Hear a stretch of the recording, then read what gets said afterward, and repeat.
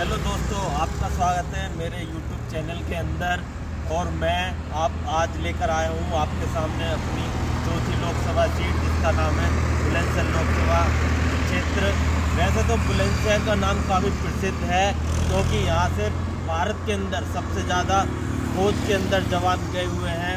काफ़ी फेमस ज़िला है अपनी क्रांति को लेकर। आपको पता ही होगा, यहाँ के 2-3 जो गाँव हैं वहाँ पर पूर्व प्रधानमंत्री जैसे कि इंदिरा गांधी 2-3 बार आ चुकी हैं। यह वीरों की धरती है और यह मुख्यतः एक गन्ना बेल्ट है। यहाँ की जो मेन चीज़ है, जो लोगों की, किसानों की आय है, वो मुख्यतः गन्ने की खेती पर डिपेंड है। अभी मैं आपको अगर बताना चाहूँ तो बुलंदशहर लोकसभा का इतिहास काफ़ी दिलचस्प रहा है। यहाँ पर हर पार्टी जीती है, चाहे वो बहुजन समाज पार्टी हो, कांग्रेस हो या भारतीय जनता पार्टी हो। अभी मैंने जब इसका इतिहास पढ़ना स्टार्ट किया तो सबसे ज़्यादा बार जो अगर कोई पार्टी जीती है तो वो भारतीय राष्ट्रीय कांग्रेस जीती है। अगर मैं आपको बताना चाहूँ तो इसमें भारत के अंदर जब प्रथम बार लोकसभा चुनाव हुए थे 1952 में, तो यहाँ पर कांग्रेस पार्टी के ही रघुवर दयाल मिश्रा यहाँ से चुनाव जीते। उसके बाद 1957 में कन्हैया लाल वाल्मीकि, जो कांग्रेस पार्टी के ही उम्मीदवार थे, वो यहाँ से लोकसभा में गए।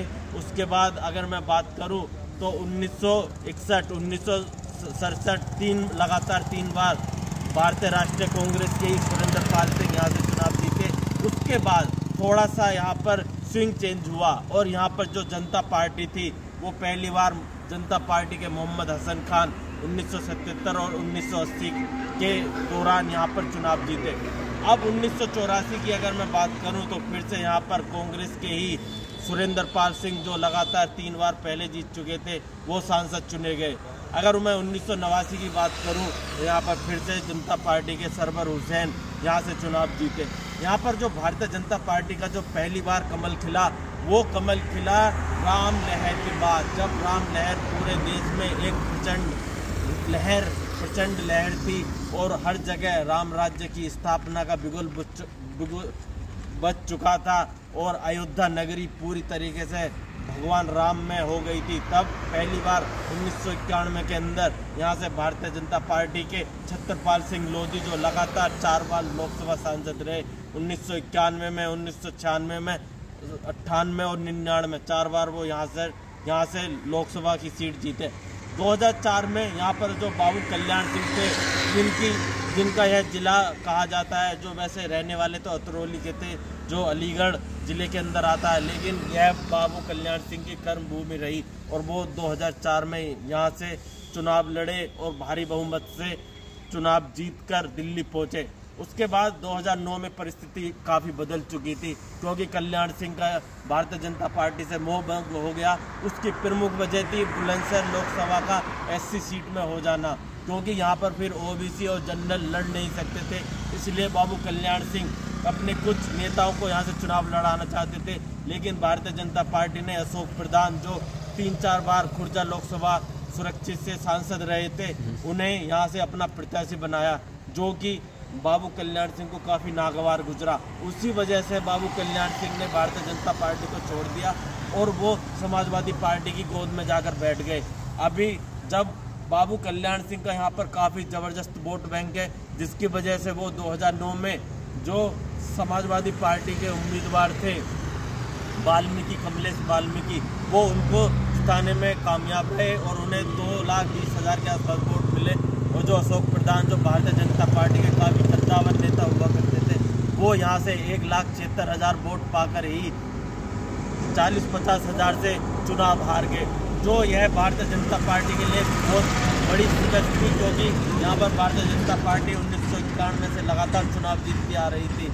लेकिन 2014 के अंदर पूरा ही पासा पलट गया, क्योंकि 2014 का चुनाव पूरा मोदी में चुनाव था और वहाँ पर किसी नेता, जाति, बिरादरी से ऊपर उठकर बुलंदशहर लोकसभा क्षेत्र के लोगों ने भोला सिंह, जो वैसे तो कल्याण सिंह के ही कुनबे से आते थे और कल्याण सिंह के काफ़ी करीब माने जाते थे, उनको भारतीय जनता पार्टी ने उम्मीदवार बनाया और वो इस उम्मीद पर काफ़ी खरे उतरे और 6 लाख के आसपास वोट लेकर काफ़ी भारी मतों से विजयी हुए, उनका उस टाइम जो रिकॉर्ड मार्जिन जीत हुई थी वो 4 लाख के आसपास हुई थी, जो बुलंदशहर लोकसभा की सबसे बड़ी जीत थी 2014 के अंदर। अब 2014 फिर से भारतीय जनता पार्टी ने 2019 में उन्हें उम्मीदवार बनाया और फिर से वो इस सीट को भारतीय जनता पार्टी की झोली में डालने में सफल रहे। अब मैं अगर इसके विधानसभा वाइज अगर मैं बात करूं तो बुलंदशहर लोकसभा क्षेत्र के अंदर 5 विधानसभा हैं और पाँचों की पाँचों बुलंदशहर जिले की ही विधानसभा हैं।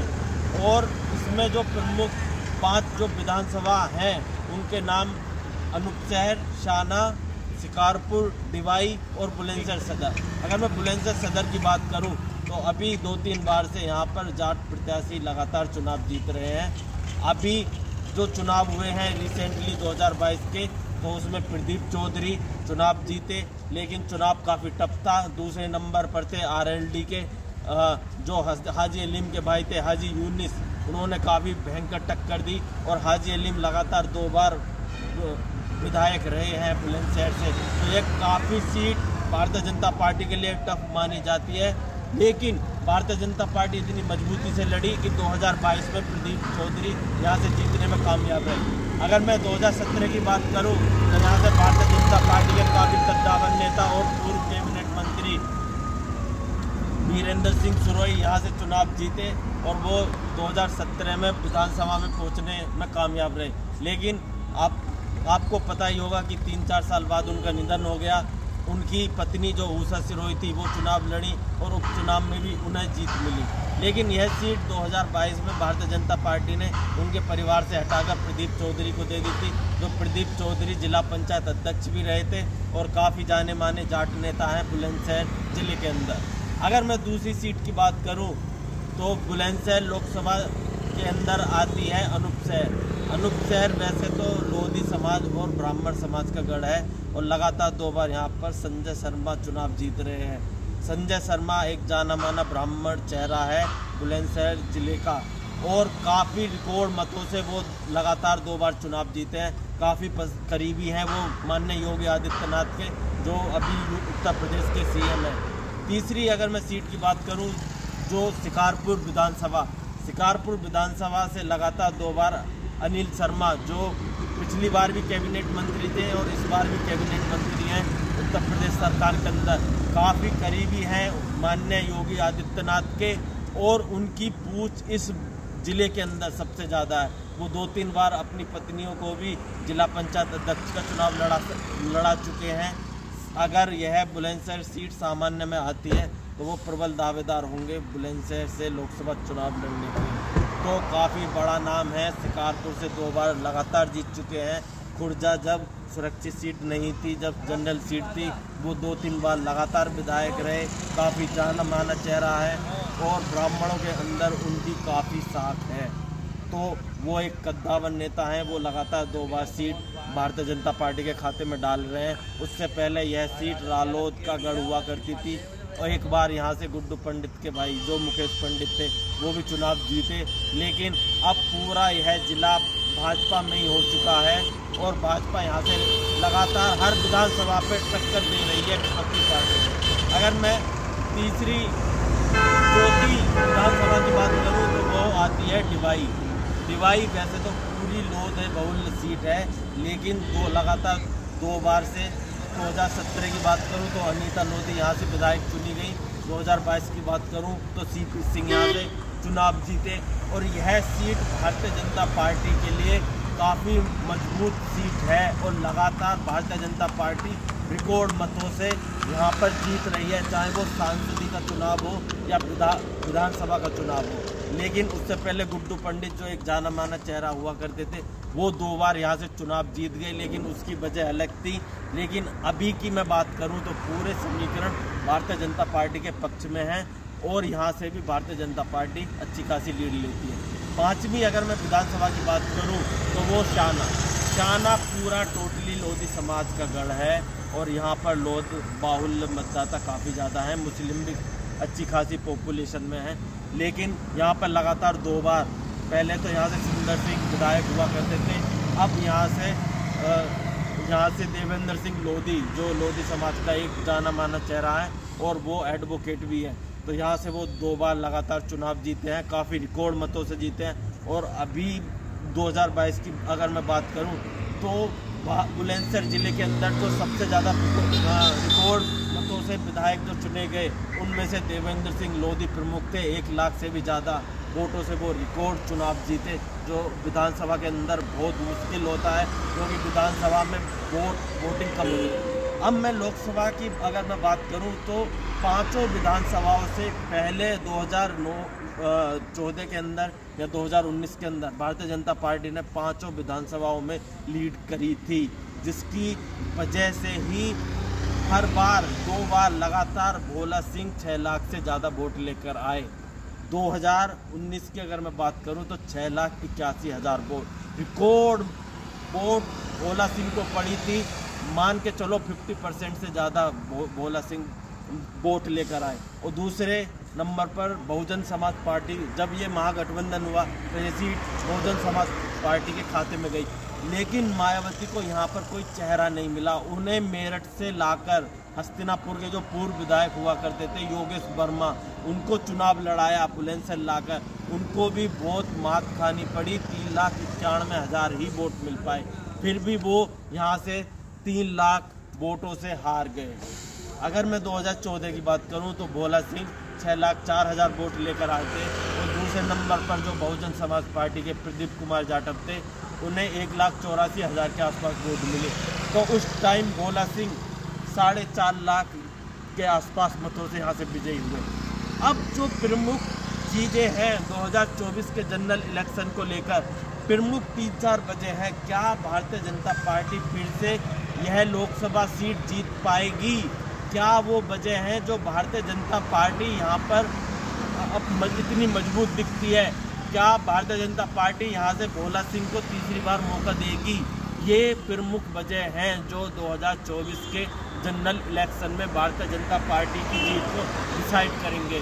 मेरे को नहीं लगता कि भारतीय जनता पार्टी भोला सिंह को फिर से टिकट दे, क्योंकि उनकी काफ़ी इस लोकसभा क्षेत्र के अंदर कुछ चीज़ें हैं जो जनता उन्हें पसंद नहीं कर रही है। लेकिन वही है कि लोग मोदी के नाम पर यहाँ पर वोट कर रहे हैं और वो लगातार चुनाव जीत रहे हैं। बेसिक में अगर मैं पर्सनली बोलूँ तो उनकी छवि इतनी अच्छी नहीं है। वो कुछ काम उनके ऐसे हैं जो जनता पसंद नहीं करती है। काफ़ी एटीट्यूड है उनमें जो एक सांसद में नहीं होना चाहिए। सांसद का मतलब है वो जनता की आवाज़ को सुने, जनता को प्यार करे और जनता के जो स्थानीय मुद्दे हैं उन्हें सुलझाए, ताकि जनता को अपने सांसद पर गर्व हो सके। और सांसद का मेन मकसद है कि यहाँ की जो प्रमुख समस्याएं उन्हें दिल्ली में उठाए और उनका सॉल्यूशन कराए। यहाँ की जो प्रमुख समस्या अभी भी है कि यह ज़िला अभी भी रेल कनेक्टिविटी से दूर है, जिसकी प्रमुख वजह कि यहाँ के लोगों को दिल्ली जाने में बहुत असुविधा होती है। यह पहले से ही बहुत प्रमुख मांग रही है, लेकिन किसी भी सांसद ने इस पर नहीं ध्यान दिया है, जिस वजह से बुलंदशहर ज़िला अब भी थोड़ा पिछड़ा हुआ लगता है। लेकिन कुछ हद तक भारतीय जनता पार्टी ने इसको कवर अप करने की कोशिश करी है। 2 नेशनल हाईवे बना कर दिए हैं, जो एक काफ़ी बड़ी बात है, जिसमें प्रमुख है मेरठ से बुलंदशहर हाईवे। पहले ये बहुत ख़राब रोड हुआ करती थी और अब आप अगर जाओगे बुलंदशहर से हरिद्वार या ऋषिकेश या आप मेरठ जाओगे तो काफ़ी बेहतरीन हाईवे बना कर दिया है और जनता इससे काफ़ी खुश है। पूरा कंक्रीट हाईवे है और आप बुलंदशहर में किसी से भी पूछोगे इस हाईवे की लोग आपको तारीफ करते हुए नजर आएंगे। दूसरा जो प्रमुख है, ये दिल्ली से जो जीटी रोड है, दिल्ली अलीगढ़ हाईवे, यह 6 लेन भारत गवर्नमेंट करने जा रही है। ये भी एक प्रमुख मांग थी, क्योंकि रोड काफ़ी कम थी, 4 लाइन की रोड थी और ट्रैफिक बहुत ज़्यादा था, क्योंकि काफ़ी पूरे उत्तर प्रदेश का ट्रैफिक इसी रोड से होकर गुजरता है। ये 6 लेन करने से यहाँ के लोगों को बहुत राहत मिली है और ज़िले के लोग इससे काफ़ी खुश हैं। तो मैं आपसे अगर मैं कहना चाहूँ 2024 के अंदर, तो वैसे ये सीट भारतीय जनता पार्टी की तरफ जाती हुई दिख रही है, क्योंकि काफ़ी स्ट्रॉन्ग वोट बैंक है। जो अभी के विधायक हैं काफ़ी कर्मठ हैं और जो यहाँ का भारतीय जनता पार्टी का संगठन है वो काफ़ी मजबूत है। तो 2024 के अंदर मुझे नहीं लगता कि यह सीट में भारतीय जनता पार्टी को कोई प्रॉब्लम होगी। लेकिन सबसे बड़ी वजह होगी कि भारतीय जनता पार्टी जो अभी पिछले दो लोकसभा चुनाव में जो गेन कर रही थी, जो वोट परसेंटेज उसे मिल रहा था, तब फिर से यह भारतीय जनता पार्टी गेन कर पाएगी। ये एक प्रमुख मुद्दा होगा भारतीय जनता पार्टी करती क्या है। बाकी हम 2024 के अंदर देखेंगे। जय हिंद, जय भारत।